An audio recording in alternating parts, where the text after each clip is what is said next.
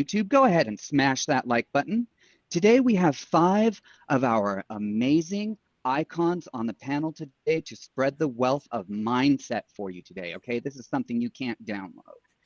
We have Diane Cardano from Pennsylvania, Laura Healy from British Columbia, Anna Chihuang from California, Jenna Mayers from Ohio, and Lisa Parento from Massachusetts. Lisa, take it away. Thank you so much, Brian. I am so excited. You know, it's always a highlight for me to be involved with ICONversations. You know, talking with other folks that are working and that are achieving, and it helps you remember that everybody puts their pants on one leg at a time, or their sneakers one shoe at a time. But we just have some great ideas to share and mindset. And today, I know we're going to talk a little bit more about mindset than production, and I hope folks will be super excited about that. I am really excited to see that I've got folks from Ohio, California, from Canada, British Columbia, and also from Pennsylvania. So you've really got the whole North America represented this morning. So I thought I would start out by telling you guys a little bit about me, but then I really want to step aside and feature our 4 amazing icon panelists. I'm going to ask you to introduce yourselves and then throw in a little twist. So let me just let you know that my name is Lisa Parento. I'm a broker associate and an EXP luxury ambassador on beautiful Cape Cod in Massachusetts. I'm kind of a serial volunteer. I also serve the EXP community as the vice chair of the Agent Advisory Council. I've been sitting on the advisory council for about 2 years, which is an amazing opportunity to give back. And I have a small team here on Cape Cod. But my most important role of all is that I am Glamma to 4-year-old Eloise Ann, who is the light of our lives and keeps us young and keeps us on our toes and has us explaining things we never thought we'd need to explain again. And then the twist I'm going to add to all of the 4 of you ladies is tell us something about yourself that people probably don't know. And I will share with you that I am a scuba diver. I've probably clocked well over 100 dives. It is the joy of my life, and I won't be able to go again most likely till next April, but I may go this fall, and I just live kind of from one dive to the next. So that's something that most people would not know about me. So let me start with Ohio. Jenna, can you jump in and share a little bit about yourself and something that most people would not know about you? Sure. Yeah, thank you. My name is Jenna. I live in Eastern Ohio. I'm licensed in Ohio as well as West Virginia, and I have been licensed for a little over 3 years now. I got started right in the pandemic era, March of 2021. And I was lucky enough to join EXP as a brand new agent. So I've been here my entire 3 years. I've been able to icon 2 of the 3 years I've been here. I'm in a more rural market, so I do about between 60 and 70 deals a year at an average price point of about $160,000. I lead a small sales team, and my husband and we invest in small multifamily properties here in the area. We buy them and renovate all on our own, and we love to do that. Something that people probably wouldn't know about me is that I am super involved in the points and miles community. I have 22 credit cards, and I'm super involved in different ways of travel hacking and accumulating credit card points that we then use to travel. I've been able to visit 15 other countries that way. So yeah, thank you. Wow. And God bless you at that average purchase price. That's all I can tell you. Yeah. God bless. And to do so well for being so new in real estate is just amazing. Let's go across country to Anna in California. Hello, my name is Anna. I'm in Sacramento, California. I've been licensed for 16 years, and I'm with EXP for 3 years, Icon 3 years. I lead a mega Icon team with an agent of 21 right now, and currently we are about 250 plus transactions per year and about 140 millions currently. And something that people would not know about me is that I like to bake when I have free time. So my relaxing moments are when I'm home baking and, sharing how to cook with my kids. So that's all about me. All right. Well, thank you so much. That's amazing. Would love to, maybe you could share one of your favorite recipes with us later, for sure. Okay, Sure. so let's go up to Canada. Laura, tell us a little bit about yourself and something that we would not know about you. Oh, wow. I love being put on the spot. Um, I'm such a preparer, right? I love to be prepared for things. So I'm a 4-time icon.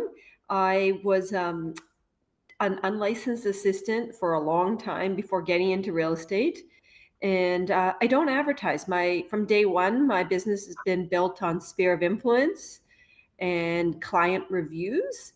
I think the year I sold the most homes, I think I sold 55 2 years ago.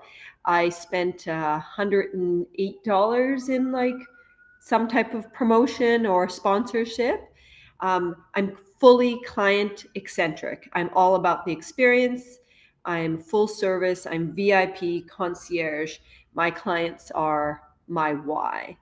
Um, something you don't know about me, from a very, very young age, my parents instilled in me that mindset was kind of the key to success. And at age, I guess, 9, I was kind of the average, typical pre-teenager who had a sister who was good at everything.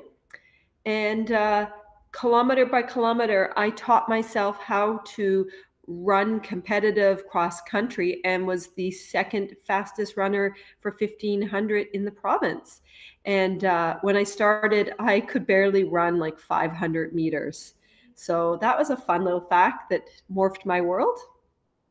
Wow, that is amazing. When you ask this question of people, it's I just love it because you learn things about people that they would probably never usually mention or speak to. But interestingly, you can see how those skills, especially the ones that people choose to share like that, really inform the way they walk in the world. I suspect you're quite disciplined, because I think it takes a lot of discipline to do those kinds of things. I know for me, I'm incredibly adventurous. And so that's probably why I love scuba diving so much. So it's interesting, and cooking, very creative, how we have these things that also do inform how we walk in the world and also how we do our business.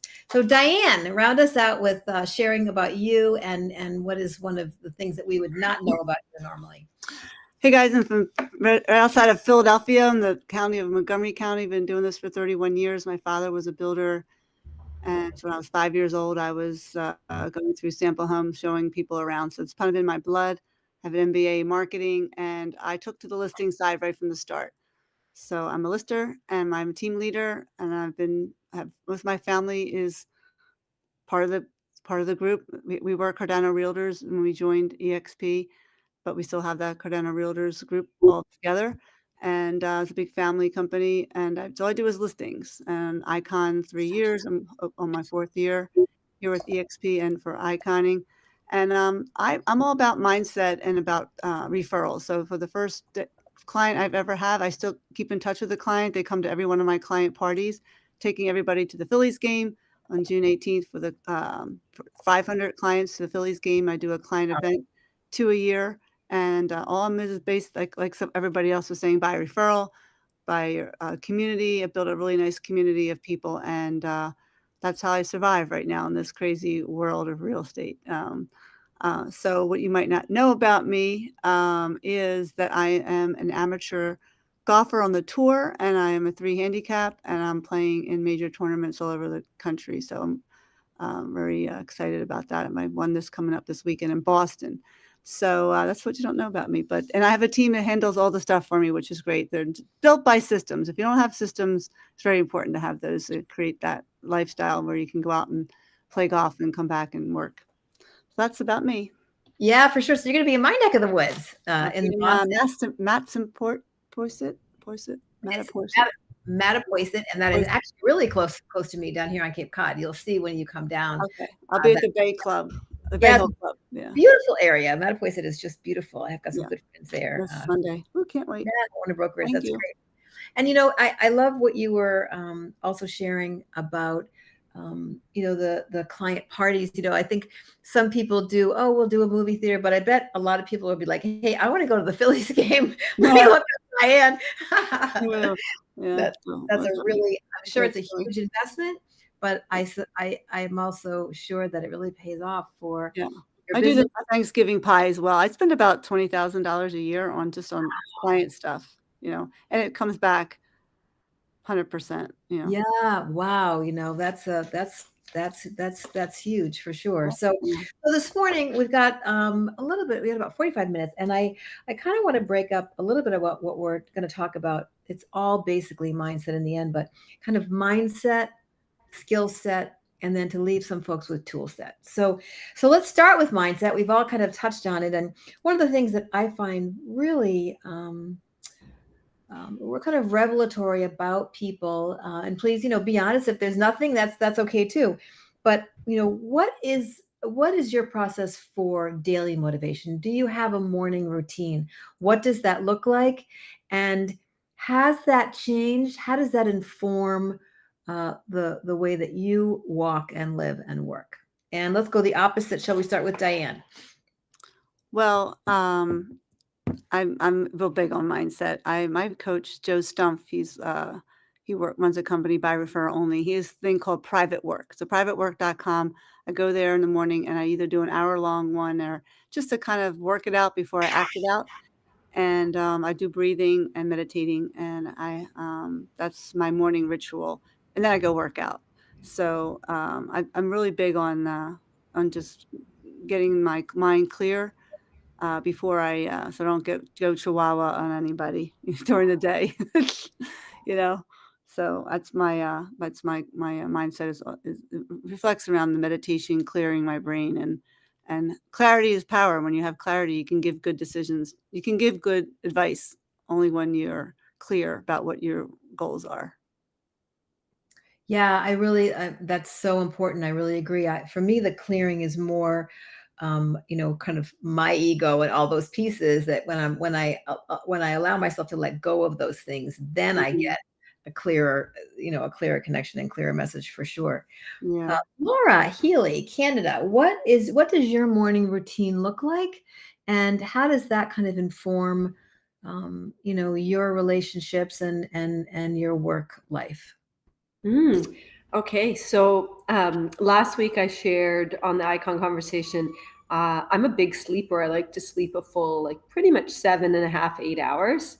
So my body kind of sleeps until I wake up, unless there's an alarm clock set. So I like to wake up with a calming music on my alarm clock or natural light. So I'm big about maintaining my nervous system in a calm state. And I think a lot of us are so driven by hitting our goals, target, but I've started to experiment to see how I feel when I wake up with a shock versus wake up in a calm state. So it's going well. It's been about a year, and I have less like gut issues or other things because we're in a very demanding role. And I think without our health, we can't reach the goals that we're trying to achieve. So I'm learning how to meditate. It's hard. I have a brain that kind of bounces around from topic to topic. So I'm at 10 minutes right now. My partner and I sit in bed and hold each other's hands. He's much better at it than I am. And so that's what I'm doing. But I believe really in getting a little bit of fresh air. And I do my darndest to not set any appointments before about 10:30 in the morning. So I try to make it to Pilates 2 or 3 times a week, or a workout with like a kind of a small group personal trainer workout. So I believe setting your morning up for success is a huge factor in having a fabulous day. And I loved what Diane said about, you know, putting yourself in the right mindset so you can give good advice. Yeah, absolutely. And I love what you were saying about actually, you know, working on doing it with your partner. I'll share it a bit, but we try to do that some days as well, for sure. Anna, how do you start your day, and how does that kind of inform your personal and work life? Before I have kids is a little bit different than after you have kids. I think everybody's the same. And with being a mom and also a workaholic, it's kind of hard to balance it out. But when I put my kids to school and, then that's when I start my day. So I drop my kids off at 8:40 in the morning, and that's when I actually officially starts my day. It would go into, like they say, you go to a meditation state where you kind of take like a 30-minute, self-meditated, just take a deep breath and do some stretching and exercising, just very light stretching and exercising. And I would do a cup of coffee, and then I would sit in my computer for a good 30 minutes and look at some, updated news from, any kind of channel that would be able to give me some kind of, update on the current market with, either real estate or the economy or any kind of news that's happening around the world, just to give myself an update for that day. And then I would go into time blocking for 2 hours and start to call on catch up on my files and talk to my assistants and give them a briefing for the morning to see what they need to do for the day and what their task is going to be. And then I would then start doing planning with the Google Calendar or whatever I need to do in between, the middle of the day until I pick my kids up. I used to work a lot, but now I start to incorporate my life with my kids, time to pick them up and their studies. So I kind of juggling a lot between the work and kid life right now.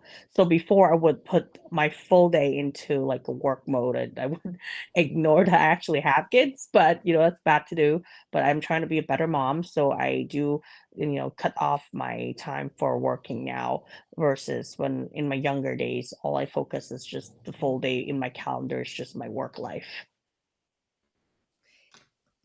Yeah, for sure. I was smiling to myself thinking about, it's a very different answer when you have kids or no kids or grandkids, depending on who's at the house the night before and that morning. It definitely it's a different Mm, lifestyle for sure. Yeah, if you asked me like years ago, before I have kids, I would have a different morning routine. I could tell you every day and how I would do it, and people would be like, "Oh my God, then you have no personal life." It's like, why would you do that? But now I'm trying to be like, okay, I'm a mom. I need to make sure that, I had spent some time with my kids and personal life with them.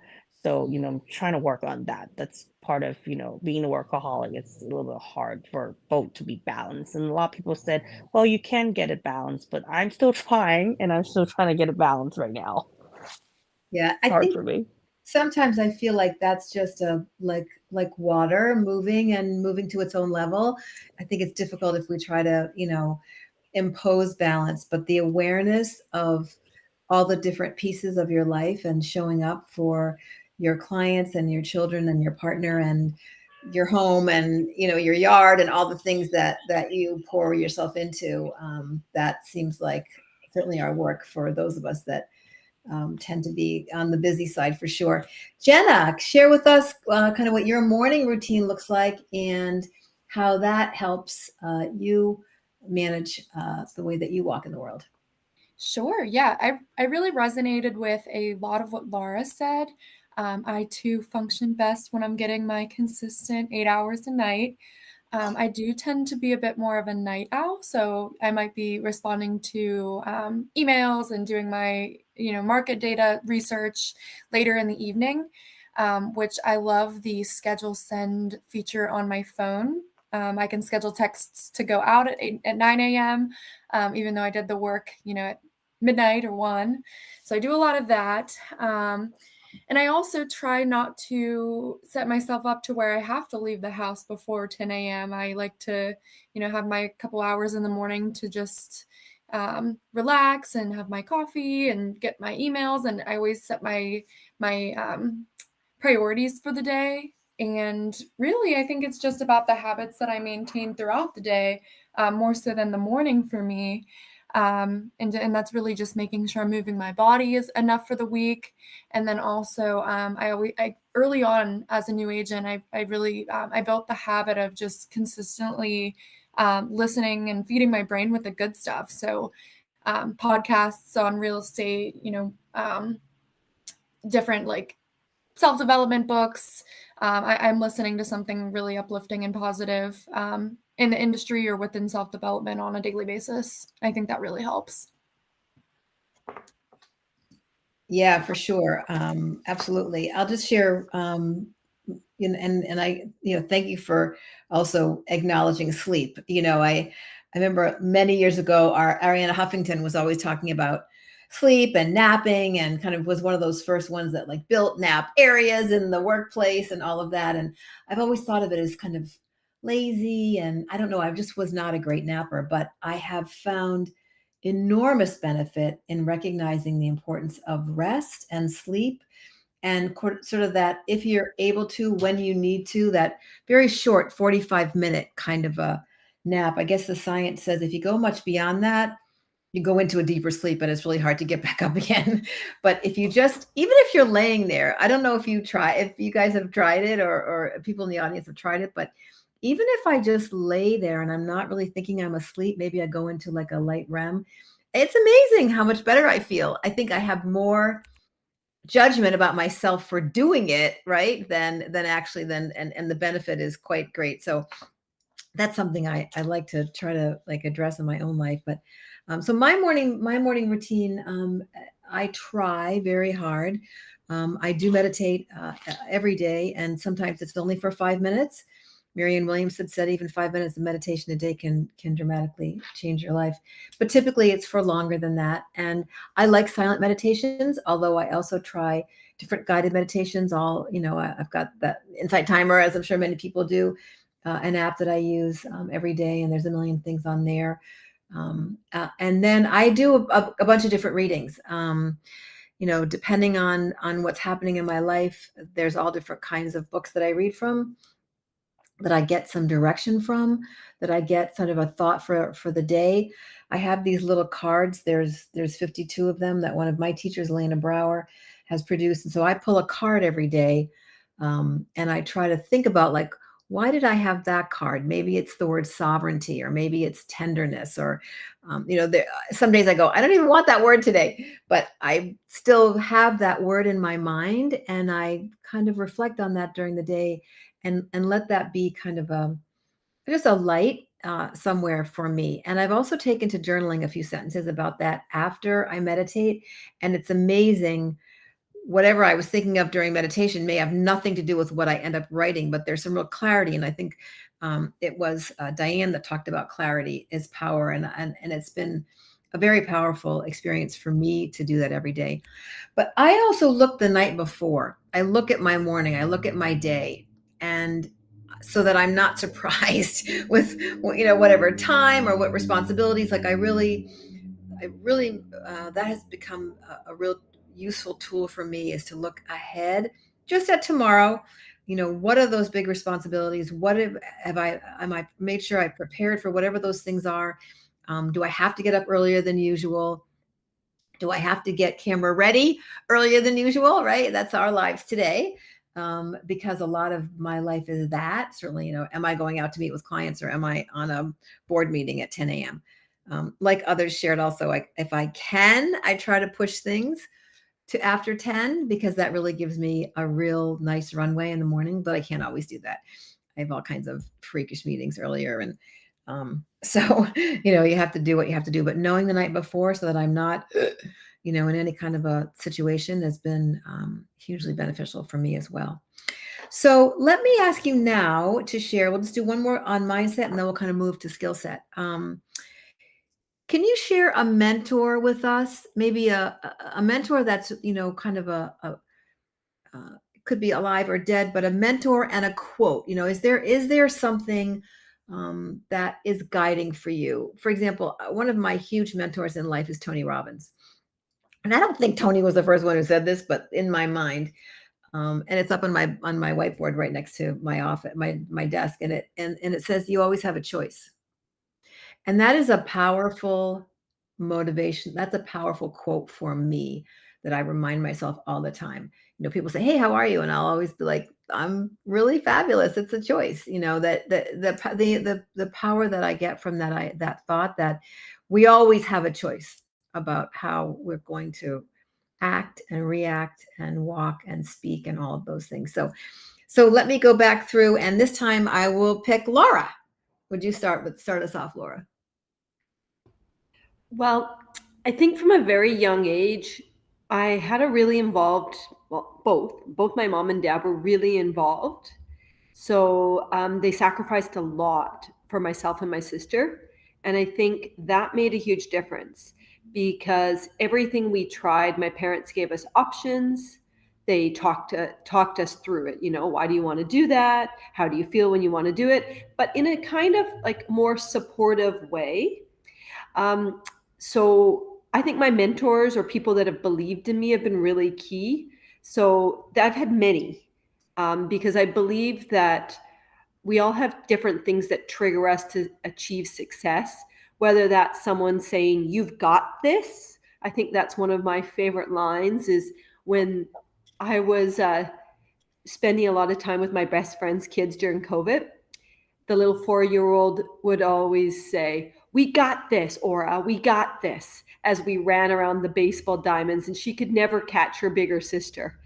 And so I started saying back to her, "You got this, Seiji, you got this." And so I think that we're stronger together. And so over the last 4 years since I became a solo agent at EXP, I vowed that I would always support other agents, particularly other female agents, for the fact that we need a community and community can instill positive mindset. So I don't have any famous quotes from anybody famous, but I would say just the small little influences. You don't know what you're going to say to someone that's going to instill confidence, that's going to inspire them to achieve greatness. I know I'm taking probably too much time, but I have to share with the group today that I set out a year ago to get this 10-year-old into school in Mexico. And so right now I'm in Merindad, Mexico. I have a house in Tulum, and she's the cleaner's daughter. Her mom has worked her whole life in camps or campos, which basically are picking fruit or whatever. And this little 10-year-old girl named Mili has never been to school. Mm-hmm. Today, she's at her first day of private test school. And the moms at this school are raising money so that Millie can try to go to school in August. And everyone says in Spanish, there's a phrase, "si se pueden." And so when we taught Millie how to swim this year and taught her how to ride a bike so she could get to school, everybody would clap their hands and shout, "si se pueden." So you know what, everyone in the room, you've got this. You can do it. So there we go. It's kind of cool that the same phrase in English translates to Spanish, and it's kind of my motto. So yeah. Oh, that's amazing. Thank you so much for sharing that. You've got this. We've got this. Thank you. Let me ask Anna, is there a phrase that you reflect on that was shared by a mentor or just kind of a life statement like Laura shared? Well, there's always this one quote since I was maybe my 17 or 18 years old, like when I was that age.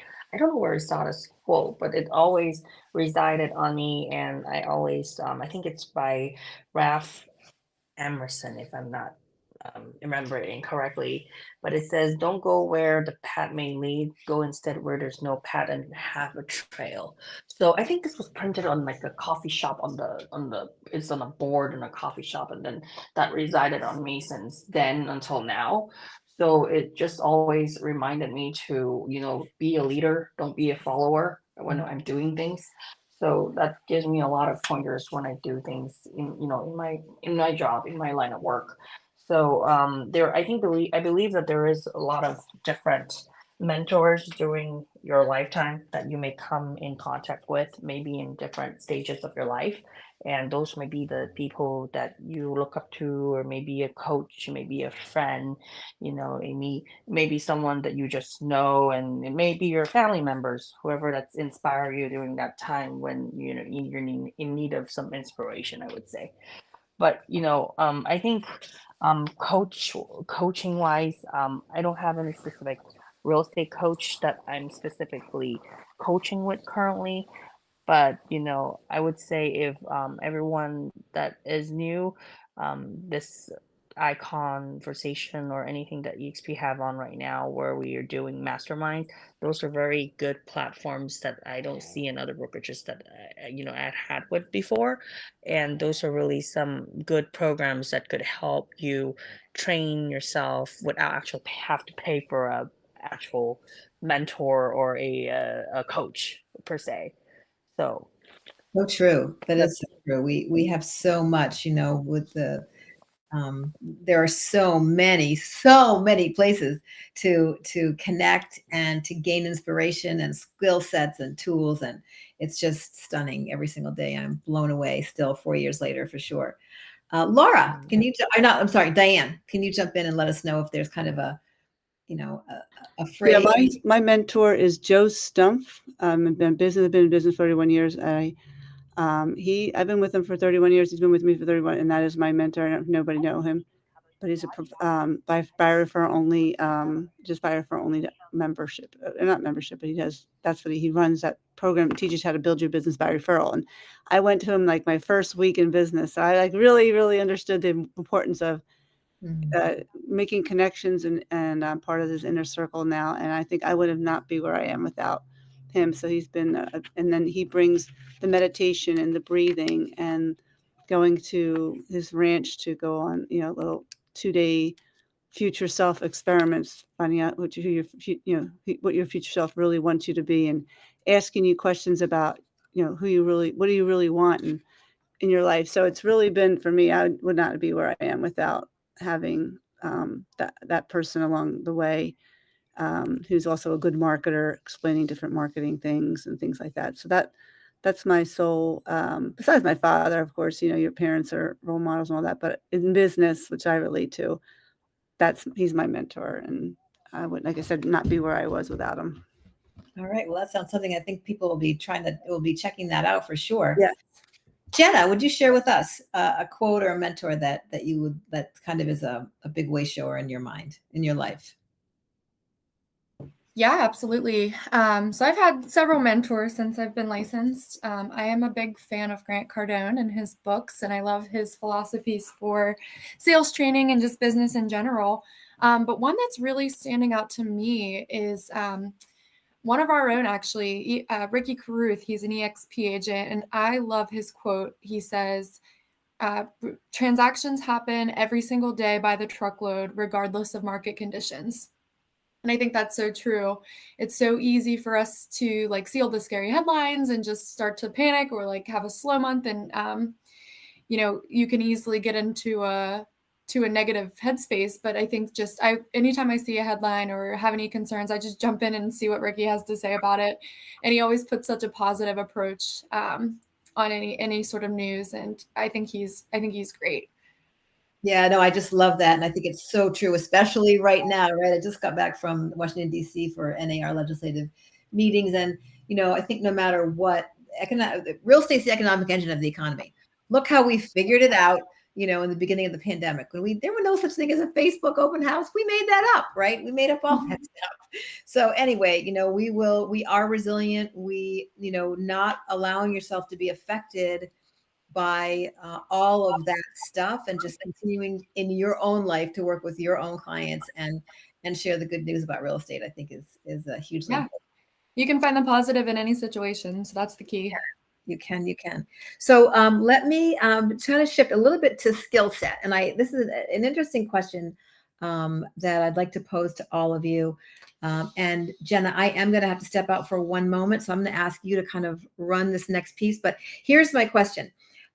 What's a skill set that you are cultivating or getting better at, learning, that you never thought you would be using in real estate? right? So what's a skill set? What's a skill that you are realizing now, or that you have been continuing to cultivate, that you just did not think was going to be something that you needed to be pulling out of your pocket as we're selling real estate? So I'm going to pass it to Jenna. Why don't you start, and then you can kind of go down the line. And I'm still going to be here for another couple of minutes, but I may have to pop out for like 2 minutes.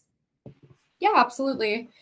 Well, let's see, skill set. So obviously speaking, this is something that's new for me.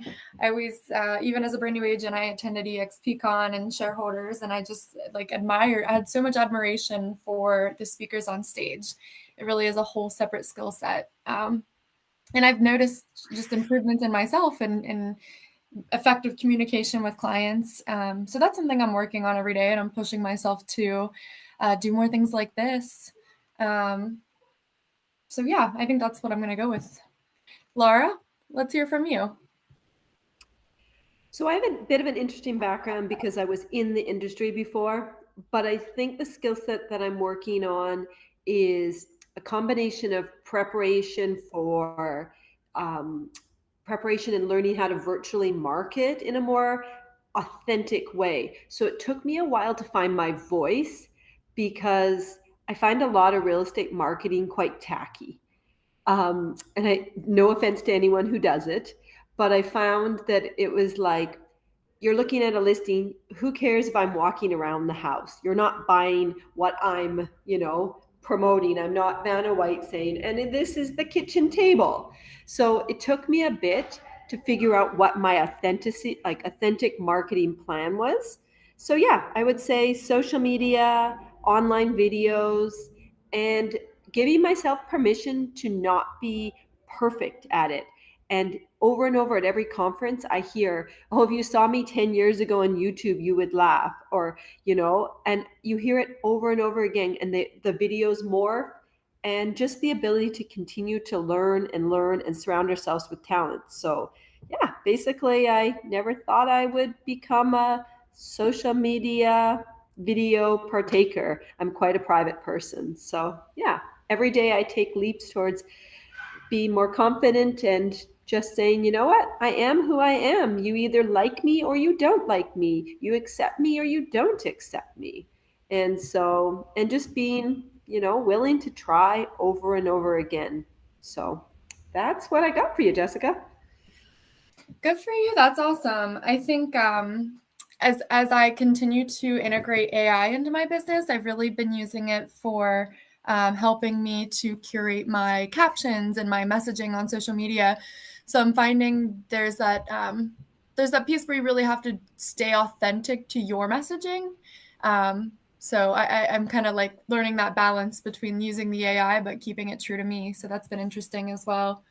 I love it, Jessica. I think we have so much potential to use AI to help us with scripts, to help us with blog posts.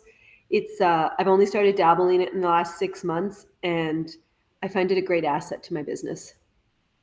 Okay, Diane, what would you say would be your skill set that you are cultivating? Well, right now I'm also on YouTube. I've been building a YouTube channel, and it's been a challenge to understand all the algorithms and just what really works. And it's fun, and it's also a challenge at the same time.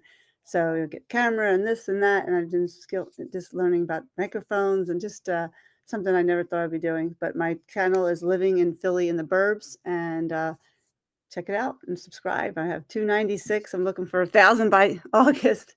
So I've been just putting myself out there, and it really works, because now the reason why I got into YouTube was to give my clients a place to send their referrals to, because my clients don't know what to say when it comes to like what to say. So to just say, go to YouTube, and they give them the link. And I think that's been helping a lot with the people that get now before I go into their house, I give them my YouTube link. Like, check out my playlist for home sellers, and they do that, and they seem to like it. So it's working. So it's good. So just putting yourself out there is probably seems to be the same concept everyone's saying.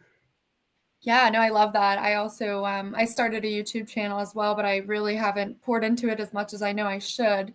One of the videos that I made that was really helpful was just how to get started as a brand new agent, because I did have quite a few, friends and people reaching out to me like, "How did you get started? What do I do?" So it's been nice to send that whole video over, just kind of outlining everything that one would do to get started in real estate, and just have that like resource library that you can just share. But yeah, it gets easier as you develop the skill set, because talking on camera just isn't that natural in the beginning. Okay, let's see, Anna. What skill set are you currently cultivating? Cultivating. Or you're saying that I think I didn't really understand the question. What was the question again? Sure. Just what skill set are you currently working on and trying to improve? Oh, I see. I thought he asked. She asked that what kind of skill set you think that you would use now before you become a realtor, and now that found that skill set's kind of important in your business. So I misunderstood her question. No worries. So yeah, I had something totally different response on that. So it probably was going to be different if I'm going to answer it that way. But Yeah, feel I free to. guess I would just, I was gonna yeah, say, I just would feel free say I to would. respond however you see fit. I see. Yeah, so I would say before I got into the real estate business, as I get into it more, I realized that being like a psychological teacher, like not a teacher, but like someone that would understand your clients' emotions, their ups and downs, and how to read people, that kind of plays into a great role of real estate. And I didn't think that that would be one of the skills that you have to have in the beginning, but I found that that helps a lot when you know how to read the way they behave and read the way they act in a certain situation, and you can kind of tell what type of personality your client is, A, B, C, or D, and how you would match them up with the the agents that you're going to assign them to if you're having them work with one of your team member, and how that would fit. And I think that that has helped a lot, in my production, is to really read people.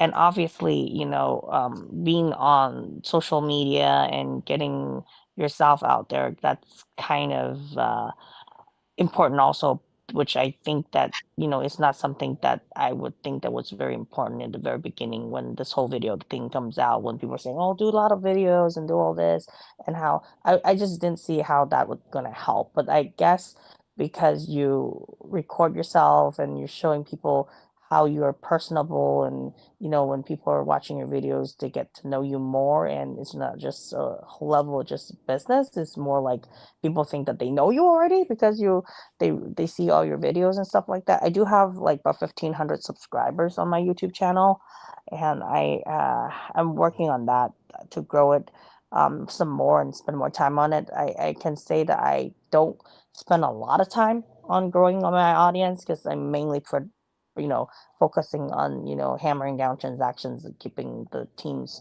pipeline afloat. So that is a project that I've been actively trying to work on, is to grow my audience base.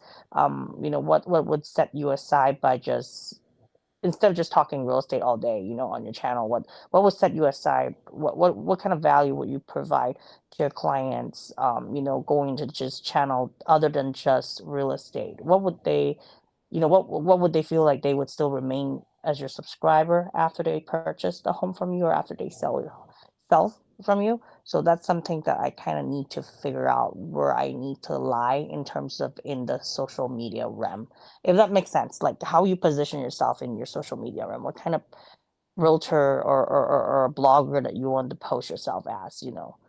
Yeah, and that would So be that's reflecting what I'm your trying. niche. That would be reflecting your niche as well. But listen, 1,500 subscribers is nothing to shake a stick at. So feel good about that for sure. Thank you, Yes. thank you, Jenna. Did we get everyone on the skill set question? We did. Oh, fantastic. So yeah, it looks like we're just going to be wrapping up. I've got a question here I wanted to ask you ladies at the end. Let me just say my skill set, honestly, that I continue to in my personal life as well as my real estate world is really in listening with intention. not a strong suit for me. And one of the things that I realized, it's a couple of years now. I don't want to say it was yesterday, but it wasn't that long ago. I mean, a couple of years, that when you're used to filling space and you're used to being the one that drives the conversation a lot, you don't realize that when someone else is answering and they're not typically people who talk a whole lot, and then you stay quiet, they often have more to say. I never got to that part because I was so busy, going on to the next thing or realizing. So that really, like, letting there be space and intentionally really listening is a skill that I continue to grow, that is really useful in my real estate world, and learning more about clients and that kind of thing. So I just wanted to mention that. And disclose my authenticity there for sure. So let me ask you, ladies, as we are wrapping up, maybe some of you do this. I wanted to ask you if you have a one word. I have used John Gordon's one word process for many years, and it's been very powerful. I've done it with my team, done it with my family, where you kind of, through a series of questions or meditations, a combination of all those things, a word may come to you that can be a guiding light for the year. And I'm wondering if you ladies have a word, if you could share a word, or is there a word that also may be informing the rest of 2024? We're in the middle of some pretty dramatic changes in our industry. We don't need to necessarily change the way we're doing business, but the world around us is shifting in some ways. So I just wanted to ask, is there a word that you would share with us that you'd like to, that has been your word for 24, that may be a word that you'd like to work towards for the rest of this year, reflected maybe in the current changes or maybe just the way you're walking in the world? Let's start with Jenna. Let me start with you again. I'm thinking on this one. Something that's coming to mind is just to lead, help my clients navigate through the biggest transaction of their lives, help my team navigate through the ever-changing conditions. I like to view myself as more of a consultant. So just, I have a lot of clients that want to get into their first investments. So that's coming to mind for me. Just lead and, yeah, I don't know.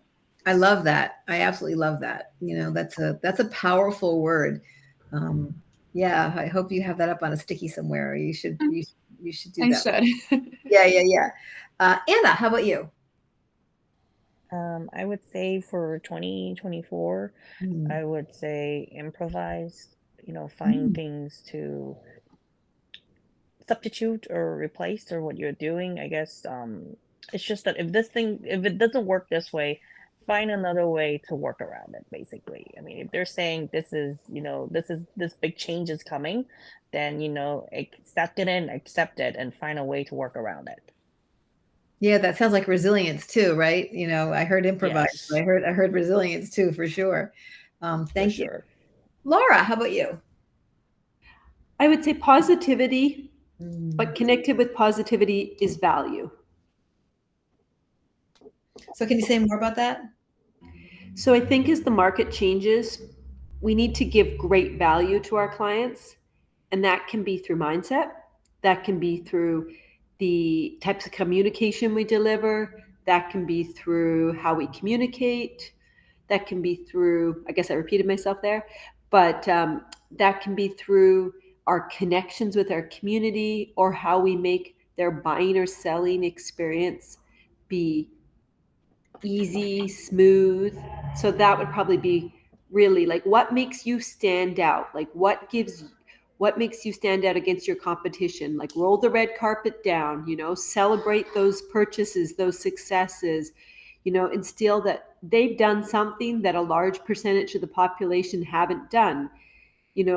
We were at EXP CanadaCon and we were in the top 50 room, and one of the business people had equated a week before that meant that we were in the top 2% of the company. Wow. And so, that's huge for all of the ICON agents in EXP. That's huge. You're in the X% of it. So I think we can bring that value over to how we do business and really celebrate the successes of our clients, whether that's buying their first home, like someone mentioned, whether that's helping their kids buy their first home. You know, whatever level it is, remain humble and really celebrate that they've done it, whether that's their first condo, whether that's their, you know, their dream house. It doesn't make a difference what the money value is. It's that they've achieved the goal they set out to achieve.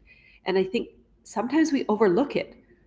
You know, we should celebrate that we've achieved what we worked so hard to achieve. Absolutely. Thank you. So positive and value. Diane, what would be your word? Mine is responsibility, because if you're not responsible, none of these things can happen. And that determines your resilience, obviously, but the responsibility, and that that you're accountable to yourself. I'm going to, between 5 and 6, make my past client calls and connect. And then, the worst person, the hardest person to be accountable for is yourself. So being responsible is really important, and don't do anything unless you're not committed. Thank you so much for sharing that. So Jen said lead, Anna said improvise or resilience, Laura said positive and value, and Diane said responsibility. I'll share my word for 2024, which is more valuable today to me than it was when I came up with it at the end of last year, is the word grace. I've been able to kind of fit that into a bunch of different situations, giving myself grace, giving others grace, giving our profession grace right now as we're going through all of these things that we're going through. So that's my word, and I'm holding on to it for sure through everything. So looks like we're just at 12, just about 12:44, 12:45, and I think we've come to an end of today's ICONversations. I hope everybody that has stayed around got some real value out of this. I know we're happy to stick around for a few moments and answer any questions if there are any. And I guess we turn it back over to Brian. Absolutely. This was a fantastic panel. I want to thank you all for coming today. You brought it just like you said you would, Lisa. All of you, thank you so much. If you are watching this out there on YouTube, smash that like button. We are here every day from 8:45 a.m. Pacific time, 11:45 Eastern. So join us next